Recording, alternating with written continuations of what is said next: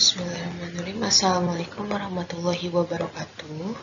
Pada pembelajaran hari ini, saya akan menjelaskan materi dengan menggunakan video ini. Masih tentang program linear. Untuk pembahasannya yaitu untuk tahap ketiga, menentukan nilai optimum. Jadi, program linear itu yang sudah dibahas dari awal pertemuan itu adalah menentukan, tahap pertamanya itu adalah menentukan model matematika. Masih ingat ya, dimana kita menerjemahkan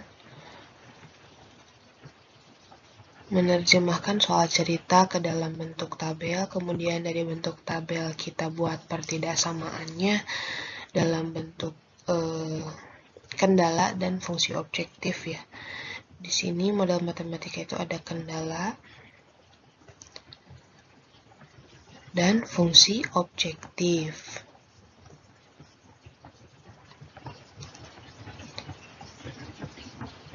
Nah, kemudian kemarin terakhir pembahasan itu menentukan daerah himpunan penyelesaian dari pertidaksamaan.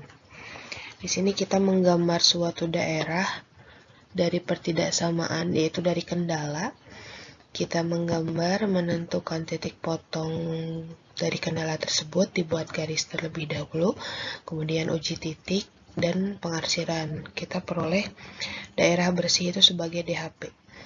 Nah, sekarang kita masuk ke tahap ketiga. Ini tahap terakhir di penyelesaian masalah kontekstual berkaitan dengan program linear, yaitu menentukan nilai optimum.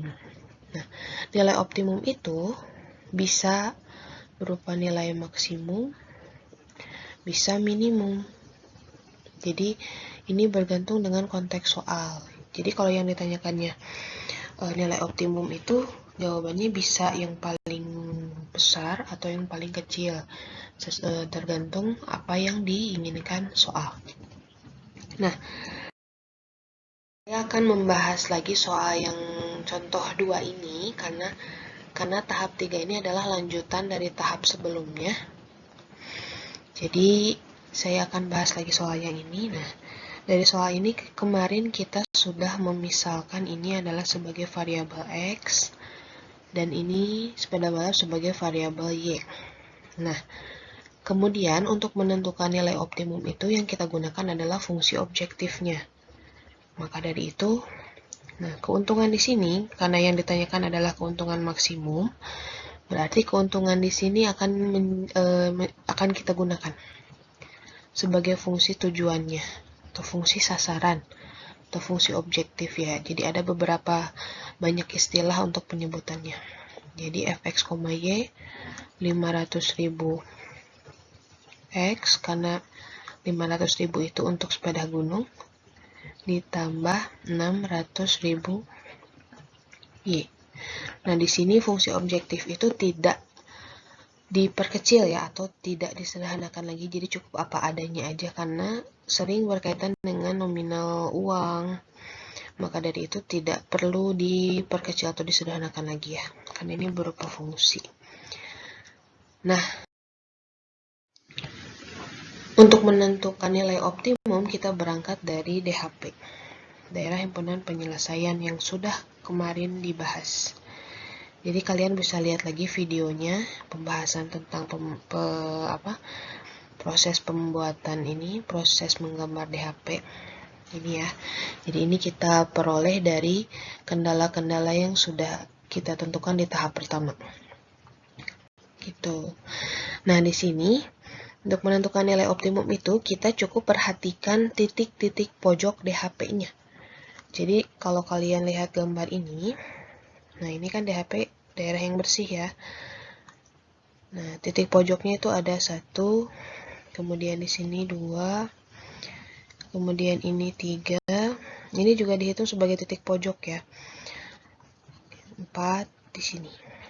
Nah, kita beri nama misalnya ini titik A, ini titik B, ini C, dan ini D. Nah, untuk titik A, B, dan D itu mudah kita tentukan langsung Meskipun gambar kalian sketsa, ini kita bisa langsung tentukan koordinat titiknya. Yang ini kan 0,0. Yang ini di sini di atas berarti ini 21. Karena sumbu Y berarti 0,21.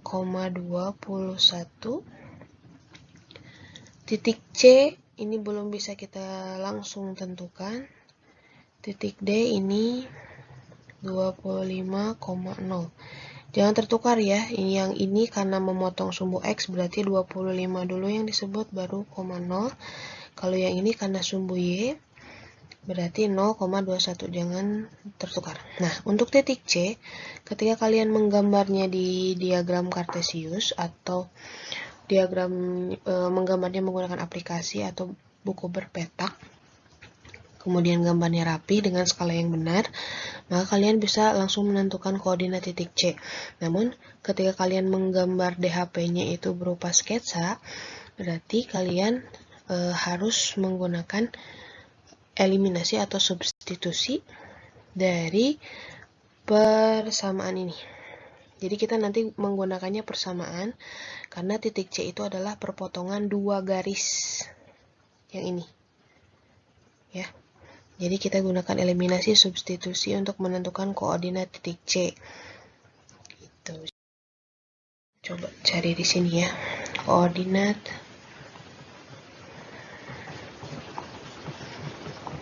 titik C. Nah, kita pakai eliminasi. Masih ingat eliminasi prosesnya?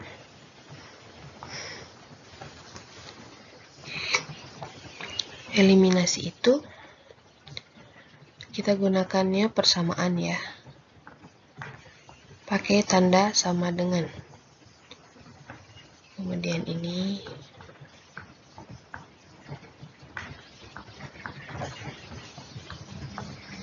nah, ingat eliminasi itu adalah menghilangkan salah satu variabel dari sistem ini. Nah, syarat bisa menghilangkan suatu variabel itu adalah koefisiennya harus sama. Nah, sedangkan di sini belum ada yang sama, artinya kita harus samakan dulu koefisiennya salah satu. Misalnya kita mau menghilangkan variabel X, artinya si koefisien X-nya itu harus sama. Nah, di sini kan masih satu koefisiennya, ini 3, berarti supaya sama yang atas kita kalikan 3, yang bawah tetap kita kalikan 1. Maka diperolehlah 3X tambah 3Y sama dengan 25 kali 3, 75. Nah, yang bawah tetap 3X ditambah 4Y sama dengan 84. Setelah itu kita kurangi. Kenapa dikurangi? Karena di sini koefisien variabel yang akan kita hilangkan itu tandanya sama. Jadi supaya hilang, kita kurangi. Ini jadi 0. 3Y kurangi 4Y itu negatif 1Y. 75 kurangi 84 itu negatif 9. Maka kita peroleh Y-nya adalah negatif 9 dibagi negatif 1. Dari mana ini negatif 1? Dari koefisien Y. Nah, maka kita punya Y-nya positif 9. Karena negatif 9 dibagi negatif 1 itu positif 9. Nah, setelah itu, untuk menentukan variabel X-nya berapa, kita bisa pakai eliminasi lagi, berarti yang disamakan koefisiennya yang Y, atau kita bisa pakai substitusi. Nah, di sini saya akan kasih contohnya pakai substitusi saja. Tapi itu bergantung kalian, kalau misalnya mau pakai eliminasi lagi silahkan. Nah, kalau substitusi kita pilih salah satu persamaan. Nah, saya pilih yang paling sederhana saja, jadi itu bebas ya. Mau yang pertama atau yang kedua silahkan, saya pilih yang pertama saja karena koefisiennya lebih sederhana. Nah, kita masukkan nilai Y-nya ke sini. Maka kita punya X ditambah 9Y, 9, Y-nya kita ganti 9, sama dengan 25. Maka kita punya X sama dengan 25, ini jadi kurangi 9. Maka X-nya adalah 16. Nah, jadi kita sudah tahu bahwa koordinat titik C itu adalah X, Y. Jangan tertukar. 16,9. Nah, setelah kita punya semua koordinat titik pojok di HP-nya, kita substitusikan semua titik pojok yang tadi sudah kita ketahui ke tabel ini. Jadi, tadi kita sudah tahu titik pojoknya itu ada 4 ya, A, B, C, dan D. Koordinat titik A itu 0,0. Kemudian titik B itu 0,21. Titik C itu yang tadi kita sudah ketahui menggunakan eliminasi substitusi 16,9. Kemudian titik D-nya 25,0. Nah, di sini kita gunakan fungsi objektif yang kita peroleh di tahap pertama. Jadi setiap titik koordinatnya kita substitusikan ke sini. Maka untuk yang pertama, F, X, dan Y-nya kita ganti dengan koordinat ini 0,0. Nah, untuk yang titik pertama ini boleh kalian gunakan atau tidak itu terserah, karena kalau 0,0 pasti hasilnya juga 0. Nah, kemudian yang kedua, 0,21 artinya setiap Y-nya kita ganti dengan 21, X-nya dengan 0. 0 kali 500.000 itu 0, ditambah 21 kali 600.000 itu 126, tambah 0-nya 5. Atau 12.600.000. Nah, kemudian untuk yang ketiga 16,9 substitusikan 16 kali 500 kali 500.000 itu 80 tambah 0-nya 5.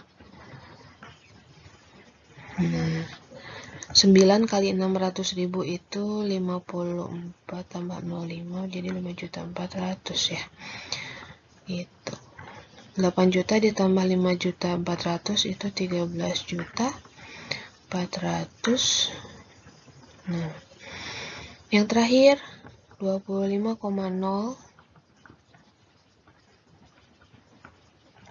25 kali 5 itu 125 tambah 0-nya 5. 12.500.000 ditambah 0 kali 600 itu 0. Jadi 12.500.000. Nah, setelah semuanya diisi, kalian lihat kalian lihat ini tabel jumlah. Jadi karena yang ditanyakannya nilai maksimum, maka kita pilih nilai yang paling besar. Artinya yang paling besar yang ini ya, 13.400.000.